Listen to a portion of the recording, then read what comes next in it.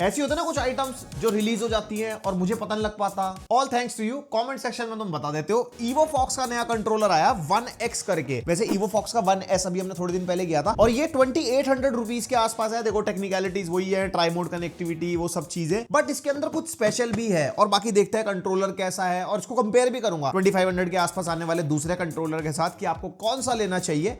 आप इतने like subscribe मारोगे तो मैं फटाफट डब्बा खोल दूंगा। हाँ मैं देख रहा हूँ, प्लीज मारिए, फिर डब्बा जल्दी खोलते हैं।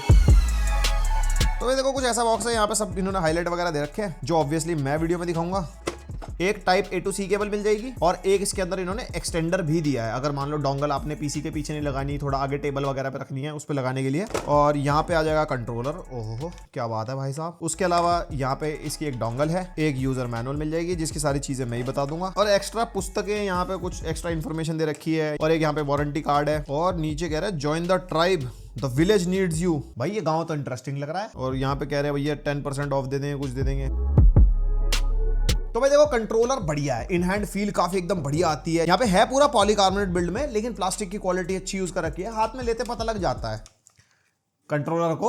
और पीछे की तरफ कुछ टेक्सचर मिल जाएगा फॉर ग्रिप। एंड यहाँ पे ऊपर EvoFox की ब्रांडिंग है और ये स्टार्ट सेलेक्ट वाले बटन के आसपास वाला थोड़ा अलग कलर है, और बीच में ये वाला एरिया यहाँ पे RGB की स्ट्रिप टाइप मिल जाती है हमारे को। एंड ये जो RGB स्ट्रिप है इसको आप कस्टमाइज कर सकते हो। FN प्लस सेलेक्ट बटन आप दबाओगे तो 8 कलर्स यहाँ पे इसके अंदर हमारे को मिल जाते हैं। एंड FN बटन को अगर 2 बार प्रेस करते हैं तो ब्रीदिंग मोड में RGB चली जाती है। इतनी ज्यादा इंपैक्टफुल नहीं है, बट हाँ थोड़ा गेमिंग वाली लुक तो बनाती है। और Xbox लेआउट वाला कंट्रोलर है। वैसे अगर आपने नोटिस करा होगा ABXY के बीच में YXBA अलग से दे रखा है इन्होंने। तो जब आप निंटेंडो मोड पे आप इसको डालोगे, निंटेंडो स्विच से आप कनेक्ट करोगे तो बीच में ये वाले अल्फाबेट्स ग्लो हो जाते हैं, ताकि आपको पता रहे कि ABBA Japanese, if you know you know.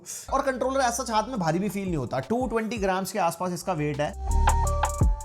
और भाई बटन्स इसके अंदर भरपूर है। नॉर्मल बटन्स के अलावा अगर आप देखो नीचे हमारे को निंटेंडो स्विच, ब्लूटूथ 2.4 गीगाहर्ट्ज का अलग से बटन मिलते हैं, और यहाँ पे नीचे उनकी लाइट्स भी है फॉर पेयरिंग इंडिकेशन। पीछे की तरफ हमारे को 4 बटन मिल जाते हैं, एक फंक्शन बटन हमारे को मिल जाता है। ऊपर की तरफ अगर आप देखो normal triggers and shoulder button तो हैं, उसके अलावा LT एंड RT सेपरेट है। ये बेसिकली ट्रिगर लॉक की रिप्लेसमेंट है। जैसे ट्रिगर्स हमारे 0 to 100 जाते हैं ना, प्रेशर सेंसिटिविटी वाले हैं, लेकिन अगर आपको सिंगल प्रेस वाला मामला चाहिए तो आप ये वाले बटन प्रेस कर सकते हो ट्रिगर की जगह, जो कि मेरे को इतना ज्यादा सेंस वाला लगा नहीं, क्योंकि बंदा जब कंट्रोलर पकड़ता है तो ट्रिगर पे कुछ ऐसे ही उंगली आती है। अब जब हम इसको ऐसे इधर से प्रेस करते हैं ना तो थोड़ी सी उंगली को आगे ले जाना पड़ता है। अब इसी के साथ साथ अगर शोल्डर बटन प्रेस करने पड़े तो फिर वो थोड़ा अनकंफर्टेबल लग रहा था। मतलब ये मेरा पर्सनल ओपिनियन है, आप में से कोई इसको यूज कर रहा हो तो अपना ओपिनियन भी शेयर कर सकते हो। और इसमें सेलेक्ट बटन के नीचे हमारे को टर्बो बटन मिलता है, जिसमें हमारे को 2 मोड्स मिलते हैं, एक टर्बो स्पीड वाला, एक ऑटो टर्बो वाला। टर्बो स्पीड तो वही है, कोई बटन आपको टर्बो सेट करना है, उसको आप सेट करोगे और बटन दबाओगे तो वो ऑटोमेटिकली चलेगा जब तक आप उसको प्रेस करोगे। ऑटो टर्बो में क्या है ना कि इसके फंक्शन बटन के थ्रू अगर आप असाइन करते हो तो वो बटन ऑटोमेटिकली ही प्रेस होगा, आपको दबाने की जरूरत ही नहीं है।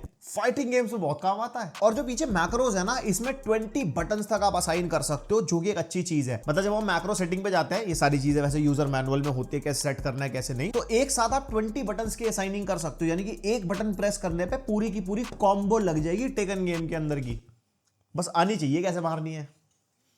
प्रो हो क्या तुम भी। और पीछे टाइप सी पोर्ट के ऊपर ये प्लास्टिक की कवरिंग देख रहे हो, ये ना रिमूव हो जाती है। और यहाँ पे इस टाइप का एरिया बना हुआ है, तो प्रोबेबली फ्यूचर में कोई एक्सेसरी वगैरह लॉन्च कर दे कंट्रोलर के लिए, जैसे कोई पावर बैंक वगैरह या और भी कुछ। देखते हैं फ्यूचर में क्या होता है। एंड भाई हॉल इफेक्ट जॉयस्टिक हमारे को इसके अंदर मिलते हैं। और भाई एरर्स वगैरह मैं चेक कर रहा था, भाई 0% एंड 0.1% के आसपास तक ही आ रहे थे। एंड जो ट्रिगर्स है वो भी हमारे को हॉल इफेक्ट वाले मिलते हैं। और हॉल इफेक्ट का मतलब अंदर मैग्नेट यूज होती है, एक फिजिकल मैकेनिज्म नहीं होता जो वियर ऑफ हो जाता है ना थोड़े टाइम बाद, फिर वो खराब होने लगता है, वो इसके अंदर नहीं है, जो कि अच्छी चीज है। एंड यस भाई गेमिंग करनी है, लेटेंसी बहुत मैटर करती है। पोलिंग रेट वायर्ड पे और डोंगल मोड पे 1000 हर्ट्ज का पोलिंग रेट हमारे को मिलता है, यानी कि 1 मिलीसेकंड की लेटेंसी। और ब्लूटूथ मोड पे अगर आप चलाओगे तो 125 हर्ट्ज का पोलिंग रेट होगा, यानी कि 8 मिलीसेकंड लेटेंसी। तो अगर आपको कोई कैजुअल या स्टोरी गेमिंग वगैरह करनी है तो ब्लूटूथ पे भी कर सकते हो। लेकिन अगर कुछ ऐसे गेम्स हैं जहां पे इनपुट लैग बहुत मैटर करता है, फॉर एग्जांपल कोई सोल्स लाइक गेम खेल रहे हो या कोई ई स्पोर्ट्स टाइटल खेल रहे हो, तो वहां पे डिसअपॉइंट नहीं करता है। और भाई आज की डेट में कंट्रोलर में हर किसी को जायरो चाहिए कि भैया जायरो है या नहीं है, क्योंकि हिला हिला के गेमिंग करनी है ना भाई साहब। वैसे जायरो भाई बहुत काम आता है अगर आप ई स्पोर्ट्स खेल रहे हो या कोई भी ऐसा गेम है जिसमें एमिंग बहुत ज्यादा है। जैसे फोन में हम फोन को हिला के गेमिंग करते हैं ना, वैसे कंट्रोलर में भी आप माइनर मूवमेंट के थ्रू आप एमिंग वगैरह कर सकते हो। एंड यस जायरो मिलता है हमारे को इसके अंदर। लेकिन जितने भी कंट्रोलर्स है ना ये मार्केट में, इनके अंदर ना जायरो हमारा ब्लूटूथ मोड पे ही चलता है। जैसे इसके अंदर निंटेंडो स्विच वाला मोड है वो ब्लूटूथ वाला है, और ब्लूटूथ मोड पे 125 हर्ट्ज का लेटेंसी है। तो ई स्पोर्ट्स वगैरह में देखो आप जायरो वगैरह चला लोगे, बट लेटेंसी आपको वहां पे मिलेगी। और ये सिर्फ इस कंट्रोलर के साथ नहीं है, सारे ही कंट्रोलर्स में ऐसा है। पता नहीं पहले मैंने मैंने किसी वीडियो में कवर किया है नहीं किया, लेकिन इस कंट्रोलर की एक यूएसपी है, इसके अंदर ऑन द फ्लाई जायरो मिलता है। अब भैया उड़ उड़ कैसे रहा जायरो, क्या हो गया इसमें जो पीछे लेफ्ट साइड ऊपर वाला मैक्रो बटन है ना, इसको अगर आप होल्ड करके रखते हो, उसके बाद अपना कंट्रोलर आप मूव करते हो तो उसका जायरो एक्टिवेट हो जाता है और किसी भी गेम में किसी भी जगह कैसे भी, बस जो फंक्शन वहां पे असाइन होता है वो हमारे कैमरा मूवमेंट का होता है, यानी कि राइट जॉयस्टिक का फंक्शन असाइन होता है। एंड सारे गेम्स में यही एमिंग के लिए भी हमारा यूज होता है। तो ऑन द गो अगर आपको डोंगल मोड पे वगैरह जायरो वगैरह चलाना है, नॉर्मली आप खेल रहे हो, सिर्फ लिमिटेड जगह आपको जायरो चाहिए, फॉर एग्जांपल आप स्नाइपिंग कर रहे हो किसी गेम के अंदर या थोड़ी बहुत एमिंग वगैरह कर रहे हो, उसके अलावा कंट्रोलर पे आपका हाथ सेट है, ये सबसे बड़ी यूएसपी लगी मुझे इस कंट्रोलर की। मेरे हिसाब से सारे कंट्रोलर में आ जानी चाहिए। और ये तो बटन होल्ड करके जायरो चल रहा है, एक सजेशन है कुछ ऐसा स्विच वगैरह दे देते कि बंदा किसी भी जगह जायरो एक्टिवेट कर ले और किसी भी जगह ऑफ कर ले, वो नेक्स्ट लेवल मूव हो जाएगा। और अगर ऐसा मुझे लग रहा है तो प्रोबेबली फ्यूचर में किसी ना किसी कंट्रोलर में आ जाएगा। कोई भी कंट्रोलर ब्रांड ये वीडियो देख रहे हो तो प्लीज फर्स्ट मूवर्स एडवांटेज लें।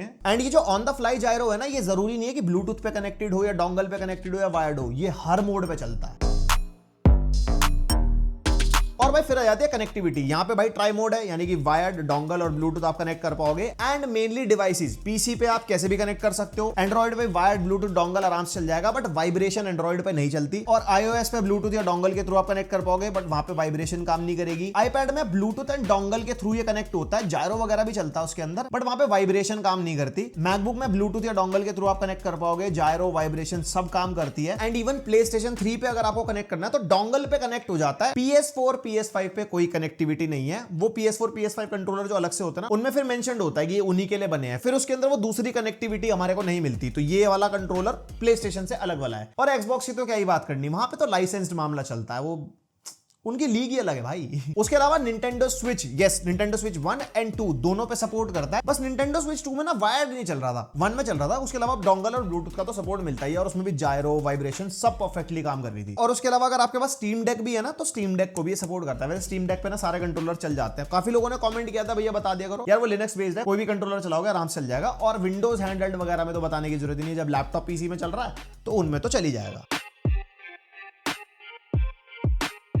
Now coming on to the experience. Experience में कोई दिक्कत नहीं है, जितने भी 2,500 से 3,000 वाले कंट्रोलर होते हैं जैसा एक्सपीरियंस हमारे को उसके अंदर मिलता है वैसा ही इसके अंदर मिला। कंफर्टेबल है, एर्गोनॉमिकली अच्छा है, मैक्रोस की प्लेसमेंट वगैरह भी अच्छी है। एंड मेनली वाइब्रेशन की मोटर्स इसके अंदर मेरे को अच्छी लगी। जैसे एरिस प्रो की अगर मैं बात करूँ ना, जिस टाइप की वाइब्रेशन उसमें फील होती है वैसी वाली वाइब्रेशन है इसके अंदर, थोड़ी स्मूथ टाइप की है, ज्यादा ऐसे घर नहीं होती। बट हाँ, आप इसकी वाइब्रेशन कंट्रोल भी कर सकते हो, जो कि एक अच्छी चीज है। FN+D पैड अप या डाउन आप करोगे, 5 लेवल्स मिलता है वाइब्रेशन की इंटेंसिटी के, और चाहो तो वाइब्रेशन ऑफ भी कर सकते हो, जिससे आपकी ज्यादा बैटरी भी कंज्यूम नहीं होगी। और अगर आपको वाइब्रेशन पसंद भी नहीं है, वैसे किसको कंट्रोल में वाइब्रेशन पसंद नहीं है, मेरे को बताना कमेंट करके। एंड यस, ओवरऑल एक्सपीरियंस में कोई दिक्कत नहीं देता। हमने मल्टीपल डिवाइसेस में मल्टीपल गेमिंग वगैरह करके देखी।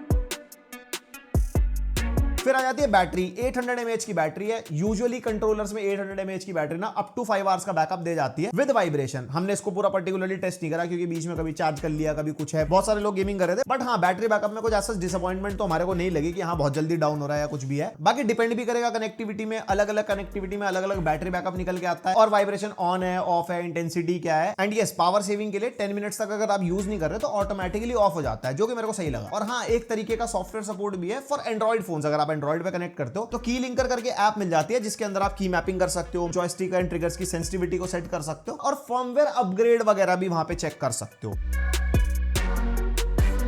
तो बस ये था EvoFox 1X का पूरा रिव्यू। एंड 2800 रुपीज का कंट्रोलर है, एंड 2400 का इनका X2 Pro आता है। डेफिनेटली X2 Pro का अपग्रेड है, तो अगर आप 400 रुपीज एक्स्ट्रा डालना चाहते हो तो डेफिनेटली इसके लिए जाओ, क्योंकि इसके अंदर जायरो मिलता है, उसमें जायरो नहीं है। और 25-2600 के प्राइस पॉइंट पे कॉस्मिक पाइट का स्टेलरिस भी आता है, वो अपने आप में काफी अच्छा कंट्रोलर है, look wise, build wise. But still यहाँ पे अगर आप एक्स्ट्रा पैसे भर रहे हो तो वहां पे एक्स्ट्रा चीजें मिल भी रही है, जैसे हमारे को मैक्रो कीज एक्स्ट्रा मिलती है, ऑन द फ्लाई जायरो वाला फीचर बहुत बढ़िया है। हाँ, उसके अंदर ट्रिगर लॉक्स मिलते हैं जो इसके अंदर नहीं है, बट इसके अंदर एक्स्ट्रा बटन्स हैं जो हमारे ट्रिगर्स के साथ में ही है, जस्ट 1 क्लिक वाले जो काम करते हैं। उसके अंदर कुछ ऐसी LED लाइट्स मिलती है, ABXY वाली, इसके अंदर RGB स्ट्रिप वगैरह है। और हाँ, उसके अंदर 1000 mAh की बैटरी है, तो डेफिनेटली इससे थोड़ा बेटर बैटरी बैकअप आपको उसके अंदर मिलेगा। यहाँ पे थोड़ी नेक टू नेक फाइट है, लेकिन मैं कहूंगा यहाँ पे ये कंट्रोलर मेरे को ऑन द फ्लाई जायरो वाले फीचर की वजह से ज्यादा बेटर लगा। बाकी आपके जो भी थॉट्स है मेरे को बताना कमेंट करके। आप में से कोई इसको यूज कर रहा है तो अपना फीडबैक शेयर कर सकते हो, और बाकी लिंक दे दूंगा डिस्क्रिप्शन में अगर बाय करना हो। Like share subscribe. मिलते हैं नेक्स्ट वीडियो, तक के लिए